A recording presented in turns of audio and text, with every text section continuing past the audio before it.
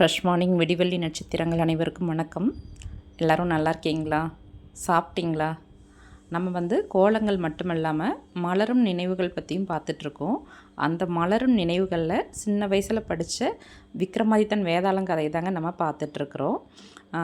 விக்ரமாதித்தன் வந்து வேதாளத்தை கட்டி காளி கோவிலுக்கு தூக்கிட்டு போயிட்டுருக்கிற வழியில் வேதாளம் கதை சொல்லிகிட்ருக்கு.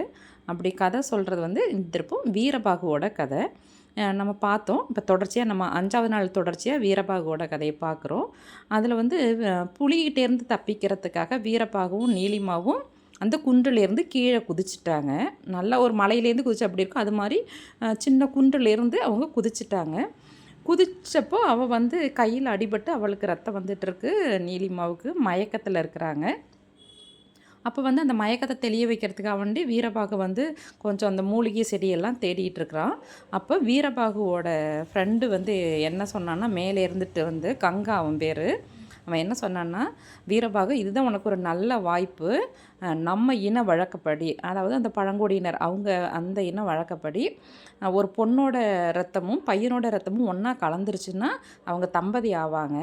அவளுக்கு இடது கையில் ரத்தம் வழிஞ்சிட்டு இருக்குது நீலிமாவுக்கு. நீயும் என்ன பண்ணுன்னா, உன்னோட கையை கிழித்து அவளோட ரத்தத்தோட கலக்க வச்சிரு.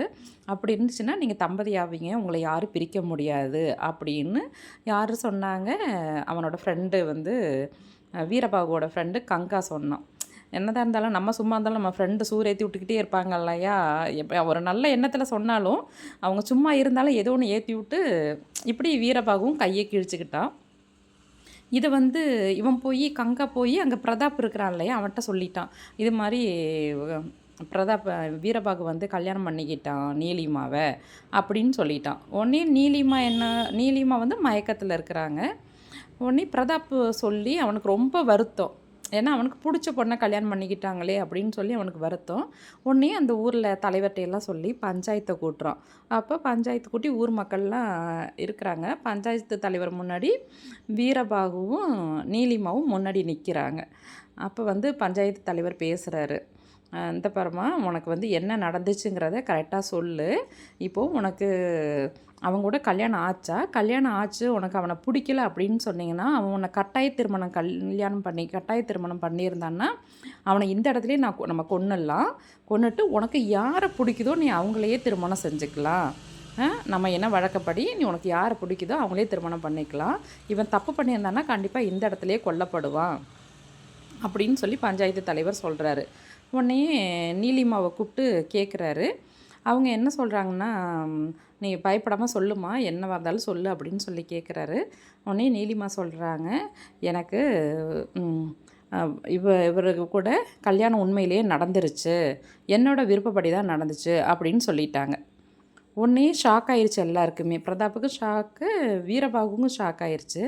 உடனே வீரபாகு வந்து பஞ்சாயத்து தலைவர் முன்னாடி வந்து வீரபாகு பேசுகிறான்.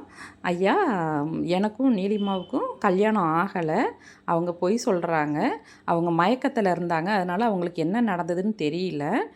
இது மாதிரி கங்கா வந்து உன்னோட கையை கிழிச்சிட்டு நம்ம என்ன வழக்கப்படி நீலிமாவோட ரத்தத்தோடு கலந்துருச்சுன்னா உனக்கு கல்யாணம் ஆன மாதிரி தான், நீங்கள் தம்பதி தான் சொன்னால் எனக்கும் ஒரு சமயம் மனசு சஞ்சலப்பட்டு கையை கிழிச்சிக்கிட்டேன். ஆனால் கிட்டக்க போகும்போது அவளோட முகத்தை பார்க்கும்போது எனக்கு மனசு மாறிடுச்சு. நான் அதனால் அவளை காப்பாற்றி கூட்டிகிட்டு வந்துட்டு எனக்கு அவள் கூட கல்யாணம் ஆகலை. அதனால் நான் பண்ணினது தப்பு தான். அதுக்காக நான் இந்த காட்டை விட்டே போயிடுறேன், இந்த ஊரை விட்டே போயிடுறேன். அதுக்கு தண்டனையா? நான் வந்து ஆசைப்பட்டது உண்மை தான், ஆனால் வந்து இது பண்ணலை, அவளை வந்து நான் கட்டாய திருமணம் பண்ணலை அப்படின்னு சொல்லிவிட்டு உண்மையை சொல்லிவிட்டு நான் இந்த காட்டை விட்டு போயிடுறேன் அப்படின்னு சொல்லிட்டான். யார் சொன்னாங்க? வீரபாகு சொல்லிட்டான். இப்போ எல்லாருக்குமே ஷாக் ஆயிடுச்சு. இவன் கல்யாணம் ஆயிடுச்சுன்னு சொல்கிறான் நீலிமா, அவன் ஆகலை அப்படிங்கிறான். உடனே இப்போ வந்து இந்த இடத்துல என்ன நடந்துச்சுன்னா, வேதாளம் வந்து கதையை நிறுத்திருச்சு. கதை முடிஞ்சிருச்சு. விக்ரமா, நீ வந்து இப்போது வீரபாகு வந்து இவளை கல்யாணம் பண்ணிக்கணுன்னு தான் ஆசைப்பட்டான். ஆனால் 2 பேருமே அந்த இடத்துல ஏன் சம்மந்தம் இல்லாமல் நடந்துக்கிட்டாங்க அப்படின்னு இவன் நினச்சிருந்தா வீரபாகு வந்து நீலிமாவை கல்யாணம் பண்ணிட்டுன்னு சொல்லிட்டு கூட்டிகிட்டு போயிருந்துருக்கலாம். ஆனால் அவன் ஏன் அந்த இடத்துல அப்படி நடந்துக்கிட்டான்? நீலிமாவுக்கு வீரபாகுவை பிடிக்கவே பிடிக்காது. அவன் ஏன் அப்படி நடந்துக்கிட்டா? நாளைக்கு